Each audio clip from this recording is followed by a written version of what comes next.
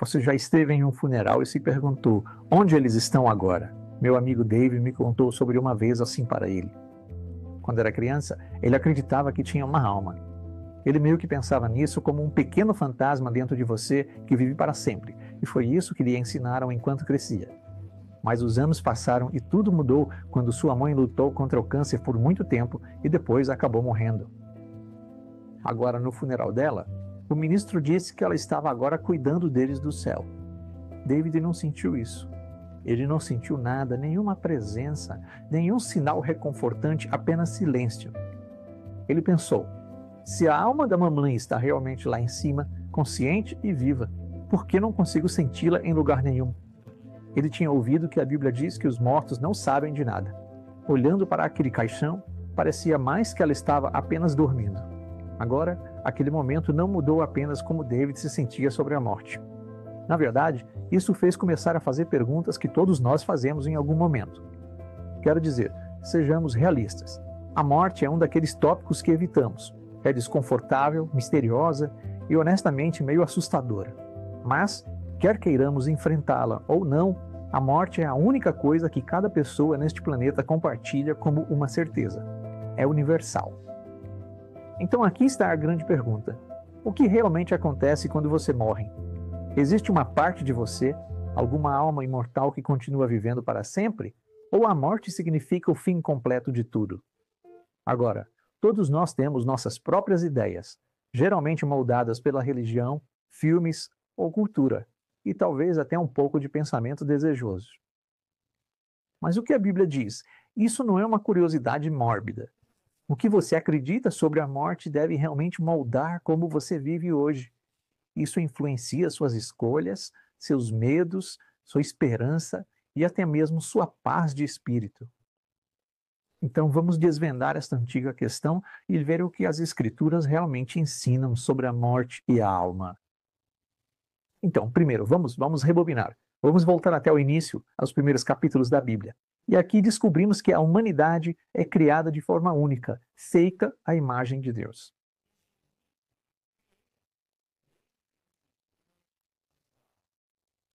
Agora, o que exatamente significa ser feito à imagem de Deus?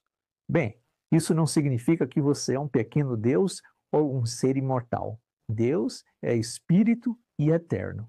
Ele está além do tempo, além da morte. Mas os humanos, nós somos formados do pó, da própria terra. Diz: Deus soprou em suas narinas o fôlego da vida, e então o homem se tornou uma alma vivente. Mas aqui está a questão. Esta palavra hebraica para alma é nefesh. A maioria pensa que há algum tipo de espírito imortal dentro de nós, um espírito interior que nunca morre. Mas isso não é verdade. A Bíblia usa nefesh de forma diferente. Na verdade, os animais também são chamados de nefesh. Eles são criaturas vivas. Então você vê, a palavra aponta para um ser vivo completo, o corpo mais o sopro mais a vida dentro. A nova versão King James acerta e traduz como o homem tornou-se um ser vivente. Veja, a alma não é algum fantasma invisível preso dentro do seu corpo. É você, vivo, respirando, pensando, sentindo, existindo como um ser completo. Então, se não há algum fantasma eterno ou alma imortal, o que acontece quando a morte chega?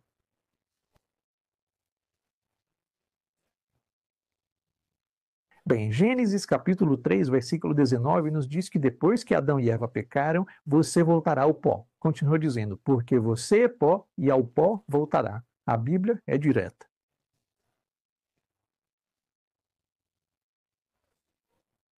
A morte significa que o corpo morre e volta ao pó. Agora, não há nenhuma indicação bíblica de que temos uma alma consciente que flutua para algum lugar após a morte. Não há parte de nós que continue vivendo de alguma outra forma. A Bíblia descreve a morte como o fim completo da consciência. Não é uma transição para outro estado de consciência. O rei Salomão, ele refletiu profundamente sobre a vida e a morte e escreveu isso em Eclesiastes capítulo 9, versículo 5. Ele escreveu: os mortos não sabem nada, E então ele disse: seu amor, seu ódio, sua inveja já pereceram. Em outras palavras, os mortos não pensam, não sentem, não experimentam nada. Os Salmos dizem claramente, o Salmo 115, versículo 17 diz: os mortos não louvam o Senhor. O Salmo 146, versículo 4, explica: seu fôlego de vida se vai, eles voltam ao pó.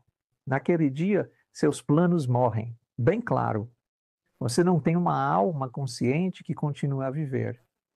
O sopro de vida que Deus deu parte.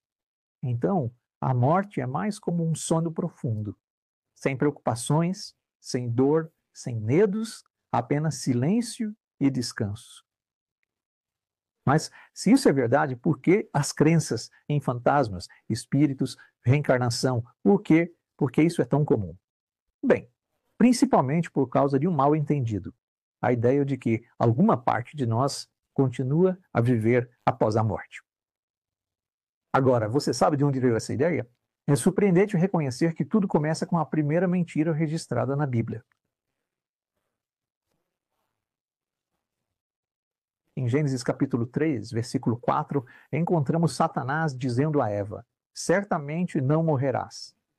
Isso foi uma contradição direta do que Deus havia claramente dito e plantou a semente de um dos maiores enganos da história humana.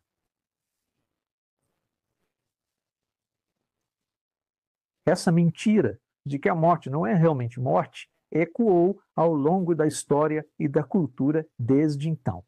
A ideia de que a alma é imortal, que a morte é apenas uma transição para outra existência. De onde vem isso? De Satanás, o diabo, e foi filtrada através da filosofia grega.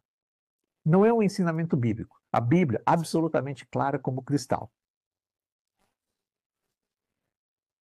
Diz em Ezequiel 18:4, a alma que pecar, essa morrerá. Se as almas podem morrer, o que isso lhe diz? Almas são seres vivos. Você não é inerentemente imortal. Você se lembra do meu amigo David? Ele veio ler exatamente essa passagem. A morte de sua mãe despertou sua curiosidade. Isso o fez querer entender o que realmente acontece depois que morremos, então ele começou a estudar a Bíblia mais de perto. Foi então que ele aprendeu que Nefesh significa a pessoa viva inteira, corpo e respiração juntos. Quando ele leu isso, o fato de que Deus diz que a alma pode morrer, a ficha caiu. Não havia um pequeno espírito dentro dele que vivia para sempre. Ele ficou surpreso ao descobrir que, quando a respiração cessa, a vida termina, até que Deus sopre vida novamente na ressurreição. Agora, esse entendimento deu paz a David. A morte não eram mais histórias assustadoras de fantasmas.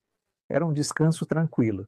Na verdade, uma pausa esperançosa, até a prometida ressurreição de Deus.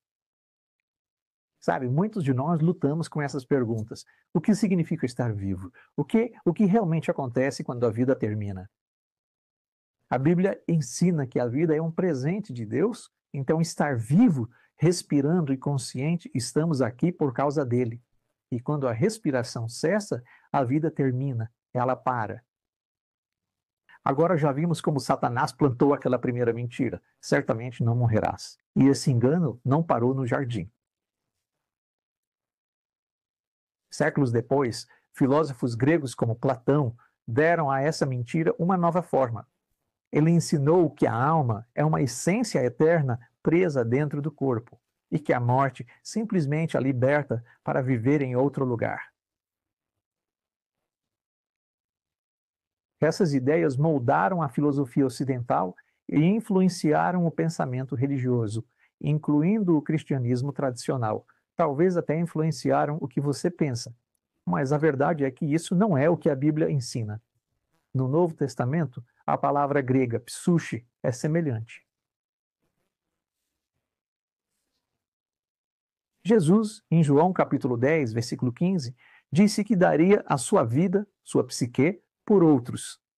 Veja, essa palavra implica que os animais também, mortais, são mortais. Eles podem morrer. Isso mostra que significa vida física, não um espírito imortal. Agora, isso pode mudar o que você sempre acreditou. Ah, tudo bem, porque essas são perguntas difíceis e você não está sozinho em fazê-las. É por isso que eu o encorajo a visitar ucg.org BTT 500 para nosso guia de estudo gratuito, O que acontece após a morte. É um recurso claro baseado na Bíblia que o ajudará a aprofundar-se no que as Escrituras realmente dizem sobre a morte, a alma e a incrível esperança além do túmulo. Este guia de estudo descompõe as ideias complicadas sobre a morte e as transforma em respostas compreensíveis e esperançosas. Então, por que isso importa? Porque você deveria se importar com o que a Bíblia diz sobre a morte e a alma. Porque não se trata apenas de morte, trata-se de vida. Aqui está o que a Bíblia deixa claro. Primeiro, a morte é real e definitiva. Não é uma transição fantasmagórica ou uma consciência contínua. É o verdadeiro fim da vida física, um sono, como a Bíblia descreve. Em segundo lugar, a vida importa agora mais do que nunca. Já que a morte é definitiva até a ressurreição, isso deve significar que cada momento, cada relacionamento, cada escolha importa. Esta vida física é um presente e é curta. E em terceiro lugar, a vida eterna não é automática. Não é algo que já temos. É um presente que Deus oferece àqueles que o buscam e seguem seu caminho. E quarto, a esperança não está perdida. A Bíblia promete uma ressurreição, um tempo em que Deus trará os mortos de volta à vida através de seu poder e de seu plano. Sabe, meu amigo David e eu, nós ocasionalmente ainda falamos sobre isso, como essa esperança é real e como ela molda a maneira como enfrentamos a tristeza e o medo. Então deixe-me encorajá-lo com isso. Busque a verdadeira fonte de vida, um relacionamento com Deus através de Jesus Cristo. Ele é a verdadeira fonte de vida eterna. E viva com a urgência e esperança que vem de entender o plano de Deus. Sua vida tem propósito. Certifique-se de aprender sobre isso e encontre conforto. Tenha certeza de que a morte não é o fim. É como um sono temporário e Deus promete uma ressurreição. Deuteronômio 30, 19 diz de forma simples: Eu coloquei diante de você a vida e a morte. Portanto, escolha a vida. Veja, saber que dormimos na morte até a ressurreição deve mudar como você vive. Deve trazer esperança, mesmo na perda. E deve inspirar propósito e remover o medo do que vem a seguir. A escolha é sua. Busque a Deus. Viva com esperança. Escolha a vida.